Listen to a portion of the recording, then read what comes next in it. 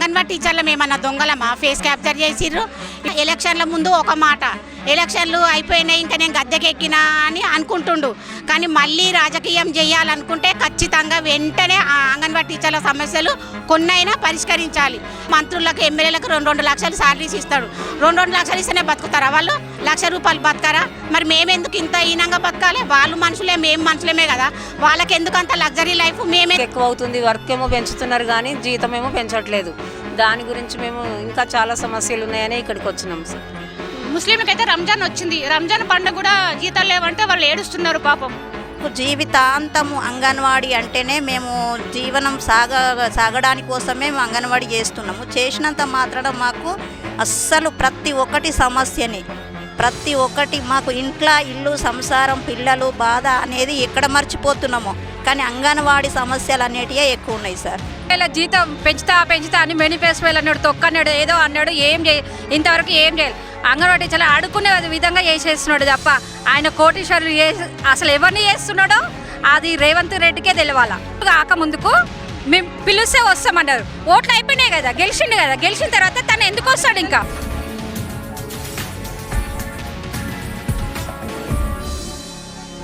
మనం ప్రస్తుతం ఇందిరా పార్క్ దగ్గర ఉన్నాము. ఇక్కడ చాలామంది కోటీశ్వర్లు వచ్చారు. ఇక్కడ కనిపిస్తున్న వీళ్ళందరూ కూడా కోటీశ్వర్లు అన్నట్టు.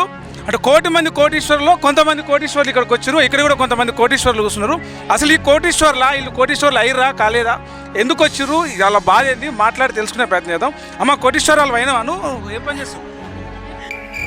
మేము అంగన్వాడీ టీచర్లు మేమన్నా దొంగలమా? ఫేస్ క్యాప్చర్ చేసిర్రు. ఇప్పుడు ఫేస్ క్యాప్చర్ చేస్తే ఒక సెంటర్కు 50 మెంబర్స్ అని ఉంటారు కనీసము. ఆ 50 మెంబర్స్ను మేము ఫేస్ క్యాప్చర్ చేయడానికి ఫోన్లు సహకరిస్తలేవు. డబ్బా ఫోన్లు ఇచ్చిర్రు. 5GB ఇవ్వాలి, ఇస్తే చేయనీకి అవకాశం ఉంటుంది. కొంతమంది తల్లులు వాళ్ళకి తెలియదు. టీచర్ ఎప్పుడు చూడు ఫోనే పట్టుకుంటుంది, ఇంకా మా పిల్లలకు చదివేం చెప్తుంది అంటారు. తెలియదు ప్రతిదీ. ఇప్పుడు ఫస్ట్ వచ్చిందంటే గ్రోత్ 2 యాప్లలో చేయాలి. ఒక్క దాంట్లో ఉంటే సరిపోతుంది కదా, మళ్ళీ అందులో సేమ్ ఉండాలి అంటారు. NHDS, పోషన్ ట్రాకర్, 2 గ్రోత్ కొట్టాలి, 2 సర్వీసులు కొట్టాలి, 2 మళ్ళీ ఫేస్ క్యాప్చర్, పోషన్ ట్రాకర్లో ఫేస్ క్యాప్చర్ చేయాలి, అటెండెన్స్ వేయాలి, అసలు మళ్ళీ THR ఇవ్వాలి. పని ఎక్కువైంది, వేతనం పనికి తగ్గ వేతనం. మేము పని చేయము, చేతగాని వాళ్ళం కాదని అంటలేము, పని చేస్తాము. మా పనితనం గుర్తించి మా పనికి తగ్గ వేతనము ఇవ్వాలి. సుప్రీంకోర్టు ఇచ్చింది కదా కనీస వేతనము చట్ట ప్రకారం కార్మికులకు 26,000 ఇవ్వాలని. అది వెంటనే అమలు చేయాలి రేవంత్ రెడ్డి గారు. ఎలక్షన్ల ముందు ఒక మాట, ఎలక్షన్లు అయిపోయినాయి ఇంకా నేను గద్దెకెక్కినా అని అనుకుంటుండు. కానీ మళ్ళీ రాజకీయం చేయాలనుకుంటే ఖచ్చితంగా వెంటనే ఆ అంగన్వాడీ టీచర్ల సమస్యలు కొన్నైనా పరిష్కరించాలి. లేదంటవా దుమ్ము కొట్టుకపోతాడు రేవంత్ రెడ్డి గారు. నేను చెప్తున్నా కదా, అసలు మాకు ఎంత బాధ అంటే నిజంగా ఇప్పుడు మాకు వచ్చేది ఒక 13,000 జీతమా. రెంట్ భవన్స్ ఉంటాయి కదా, ఆ 13,000 జీతంలకెళ్ళే రెంట్ కట్టుకోవాలి. ఫస్ట్ ఇవ్వరు, ఫస్ట్ టీచర్ పే చేయాలి. కూరగాయల ఖర్చులు కూడా ఫస్ట్ టీచర్ పే చేయాలి. అదే కదా మా బాధ. అది ఉన్న వాళ్ళకి అర్థం కాదు. ఇప్పుడు మంత్రులకు ఎమ్మెల్యేలకు 2 లక్షలు శాలరీస్ ఇస్తాడు. 2 లక్షలు ఇస్తేనే బతుకుతారా వాళ్ళు? ₹1,00,000 బతకారా? మరి మేమెందుకు ఇంత హీనంగా బతకాలి? వాళ్ళు మనుషులే, మేము మనుషులమే కదా. వాళ్ళకి ఎందుకు అంత లగ్జరీ లైఫ్? మేమెందుకు ఇంత ఉండాలి? మేము చేసేది పని కదా. కరోనా వచ్చినా మీరే పని చేయాలి, ఎలక్షన్లు వచ్చినా మీరే పని చేయాలి, జనాభా గణన వచ్చినా మీరే పని చేయాలి, ఇంకేదన్నా కూడా మేమే చేయాలి. నాకు ఒక సందర్భము, నాకు హెల్పర్ లేదు. ఇట్లా ఎలక్షన్ల మూమెంట్లో స్కూల్ కాడికి రండమ్మా మీ ఓటర్ దగ్గర కంటే నాకు సెంటర్లో హాయలేదు, కొంచెం తర్వాత ఆగొస్తా అంటే నేను రానా అమ్మ, నేను వచ్చి మీ సెంటర్లో కూర్చోను అని మాట్లాడతారు అధికారులు. అది పద్ధతేనా? అంటే మేము ఎన్నో ఇబ్బందులను ఎదుర్కొంటున్నాం కానీ వాళ్ళకు గుర్తిస్తలేరు అన్నమాట. మాకు ఖచ్చితంగా గవర్నమెంట్ ఉద్యోగులుగా గుర్తించాలి. మా డిమాండ్స్ పనికి తగ్గ వేతనము, 26,000 జీతం చేయాలి, హెల్త్ కార్డులు ఇవ్వాలి, మాకు అన్ని సౌకర్యాలు కల్పించాలి, వేసవి సెలవులు ఇవ్వాలి, పిల్లలకి పక్కా భవనాలు కట్టించాలి. అసలు బిల్డింగ్సే సరిగా ఉండవు, కరెంట్ ఉండదు, ఇరుకు ఇళ్ళల్లో ఉంటాము. ఇప్పుడు విలేజ్లలో కూడా చాలా రెంట్లు పెరిగినాయి, ₹1,000 కన్నా ఎక్కువ ఇవ్వరు. మళ్ళీ సెంటర్ మంచిగా తీసుకోవాలమ్మనేమో మేడం వాళ్ళు అంటారు.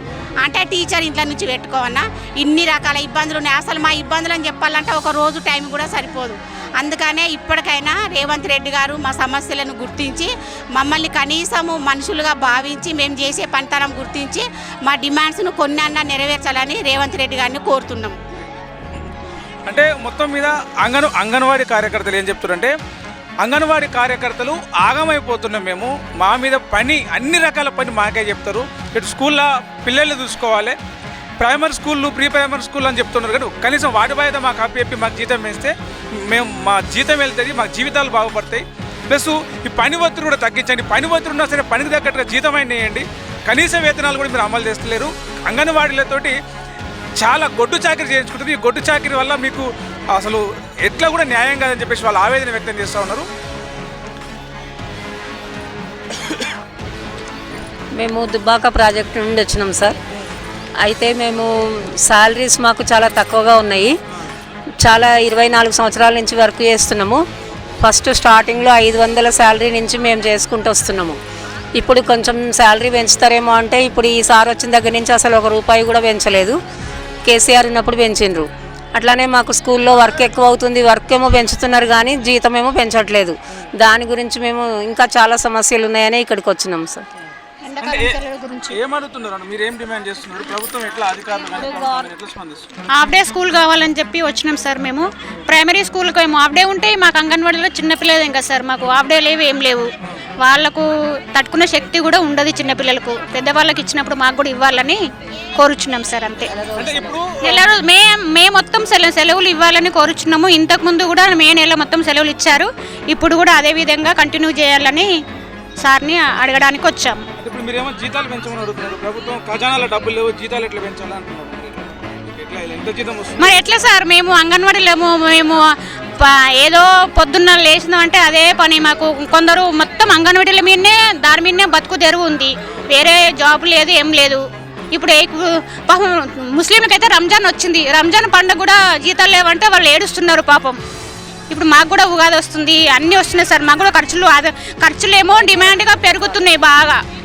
ఇప్పుడు గ్యాస్ పెరుగుతున్నాయి, గ్యాస్ బిల్లు లేవు, ఏం లేవు. మాకు అంగన్వాడీలకు అయితే జీతాలు లేవు, జీతాలు చేయమని కోరుచున్నాము. 18,000 మీరేమో 18,000 20,000 జీతం పెంచమని మీరు అడుగుతున్నారు. ఆయనేమో 1 కోటి మంది మహిళలను కోటీశ్వరులను చేశారు. మీకు 18,000 కావాలా, ₹1 కావాలి?